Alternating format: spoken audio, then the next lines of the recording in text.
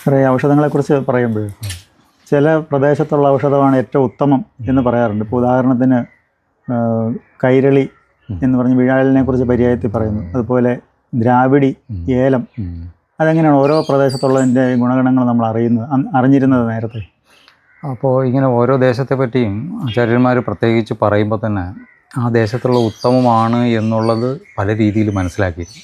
അത് മനസ്സിലാക്കുന്നത് എങ്ങനെയാണെന്ന് പറഞ്ഞു കഴിഞ്ഞാൽ, ഒരു ചെടി വളരുന്നതിൻ്റെ ആവാസ വ്യവസ്ഥ എന്താണെന്നുള്ളത് ആദ്യം മനസ്സിലാക്കണം. അപ്പം അങ്ങനെ ആ ചെടിയുടെ ആവാസ വ്യവസ്ഥ എന്ന് പറയുന്നത് ദേശനിരൂപണമാണ്.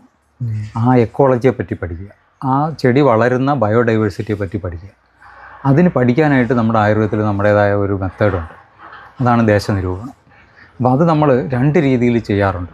ഒന്ന്, നമ്മുടെ ഫിസിക്കൽ മാറ്റർ പ്രിഡോമിനൻസ്, അവിടെ വാട്ടർ റിസോഴ്സസ് ആണോ കൂടുതൽ, ലാൻഡ് റിസോഴ്സിൽ എന്തൊക്കെയുണ്ട്, അല്ലെങ്കിൽ എത്രമാത്രം റെയിൻഫാൾ ഉണ്ടാകുന്നു, എത്രമാത്രം കാറ്റ് വരുന്നു, എത്രമാത്രം ഹൈറ്റ് ആൾട്ടിറ്റ്യൂഡിലാണ് ഇരിക്കുന്നത്, ഇങ്ങനെയൊക്കെ ഉള്ളത് നിശ്ചയിക്കപ്പെടുന്ന പാഞ്ചഭൗതികമായിട്ടുള്ള ഒരു നിരീക്ഷണമുണ്ട്. അതിനെക്കൂടെ കുറച്ചുകൂടെ ഇതായിട്ട് നമ്മുടെ ചരകാചാര്യം പറയുന്ന വേറൊരു നിരീക്ഷണമുണ്ട്. അത് വെള്ളം കൂടുതലുള്ള ദേശങ്ങളുടെ അനൂപദേശമെന്നും, കുറച്ച് ഡ്രൈ ആയിട്ടുള്ളതിന് ജാങ്കല ദേശമെന്നും, എന്നാൽ ഇത് രണ്ടും കൂടെ ചേർന്ന് പറയുന്നത് ഒരു സാധാരണ ദേശമെന്നും പറയും. അതിൽ തന്നെ ജാങ്കല സാധാരണം എന്ന് പറയുന്നുണ്ട്. അപ്പോൾ ജാങ്കല ദേശമാണ്, എന്നാൽ അവിടെ വാട്ടർ റിസോഴ്സസും ഉണ്ട്, dry land with water sufficient. അപ്പോൾ ഇങ്ങനെയുള്ള ഒരു ദേശത്താണെങ്കിൽ ഇത്രയും ഫിസിക്കൽ പ്രിഡോമിനൻസ് ഉണ്ട്. ഒരു ചെടിക്ക് വളരാനുള്ള എല്ലാ റിസോഴ്സസുകളും അവിടെ കിട്ടുന്നുണ്ട്. നല്ല വെയിലുണ്ട്, നല്ല മണ്ണുണ്ട്, നല്ല വെള്ളമുണ്ട്, നല്ല എയറുണ്ട്. അപ്പോൾ ചെടികൾ അവിടെ നല്ലവണ്ണം വളരും. അപ്പോൾ ഇങ്ങനെയുള്ള സ്ഥലത്തുള്ള ദ്രവ്യങ്ങളാണ് പ്രശസ്ത ഔഷധങ്ങളെന്നാണ് ആചാര്യം പറയുന്നത്. അപ്പോൾ നമുക്ക് നല്ല ഏറ്റവും ക്വാളിറ്റി കൂടുതലുള്ള സാധനങ്ങൾ നമുക്ക് കിട്ടണമെങ്കിൽ അതിനകത്ത് അടിസ്ഥാനപരമായിട്ടുള്ള ഭൗതിക ഘടനകൾ നല്ലതായിരിക്കണം. ആ ഭൗതിക ഘടനകൾ നല്ലതാവണമെങ്കിൽ അതിൻ്റെ ആവാസ വ്യവസ്ഥ നല്ലതായിരിക്കണം. അങ്ങനെയുള്ള സ്ഥലങ്ങളിൽ നിന്ന് നമുക്ക് എടുത്തു കഴിഞ്ഞാൽ ഇത്രയും നല്ലത് കിട്ടും.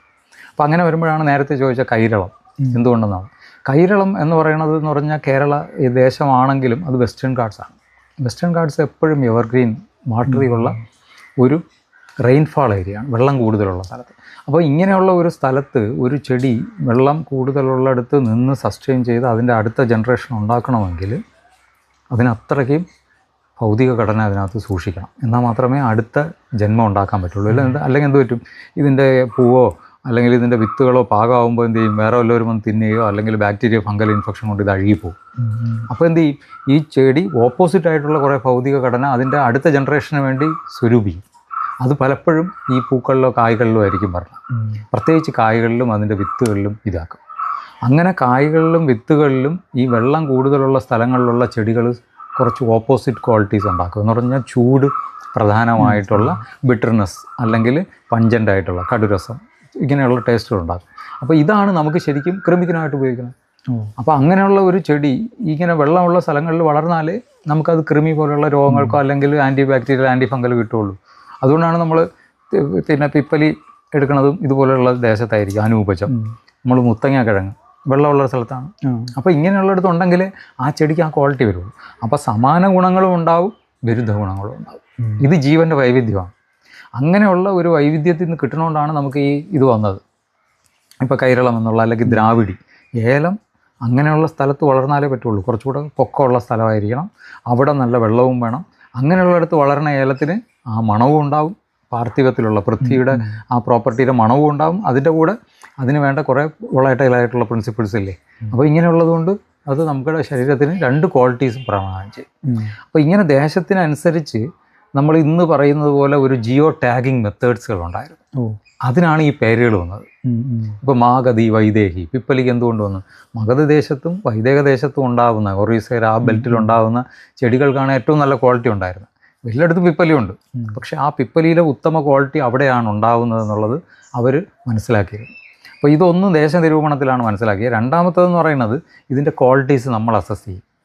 അപ്പോൾ ഇത് പഠിച്ച് നമുക്ക് തന്നെ ഇതിൻ്റെ ഗുണങ്ങൾ തൊട്ട് നോക്കി, മണത്ത് നോക്കി, ഫിസിക്കൽ ക്വാളിറ്റി നമ്മുടെ ശരീരത്തിൽ അപ്ലൈ ചെയ്തിട്ട് നമ്മൾ നോക്കിയിട്ട് ഇതിനെ നമുക്ക് മനസ്സിലാക്കാൻ പറ്റും.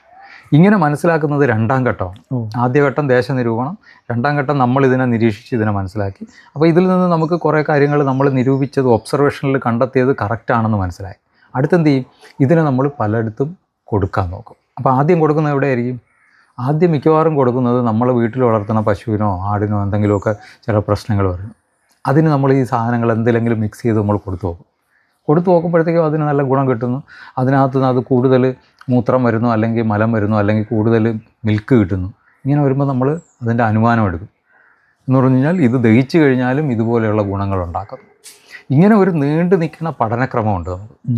അത് എവിടെ മുതൽ? ദേശനിരൂപണം മുതൽ, എക്കോളജി മുതൽ തുടങ്ങിയിട്ട് അതെങ്ങനെയാണ് ബയോ ട്രാൻസ്ഫോർമേഷൻ വരുന്നത് എന്നുള്ള ഒബ്സർവേഷണൽ സ്റ്റഡീസ് ഉണ്ട്. ഇതൊക്കെ കഴിയുമ്പോഴാണ് നമ്മൾ ഇതെന്തിലെങ്കിലും മനുഷ്യന് നമുക്കിതായിട്ട് കൊടുത്തു പോകാം. ഇങ്ങനെ അപ്ഡേറ്റ് ചെയ്ത് വന്ന ഒരു വലിയ കാലഘട്ടത്തിനനുസരിച്ച് ഒരു ദീർഘകാലത്തെ പഠന നിരീക്ഷണങ്ങളിലൂടെ വന്ന ഒരു ശാസ്ത്രത്തിൻ്റെ ഔട്ട്പുട്ടാണ് നമ്മളിന്ന് കാണുന്ന ആയുർവേദം എന്ന് പറയുന്നത്. അല്ലാതെ ഒരു ദിവസം കൊണ്ട് പെട്ടെന്നുണ്ടായതോ അല്ലെങ്കിൽ ആരെങ്കിലും നിയന്ത്രിച്ചതോ ഒന്നുമല്ല.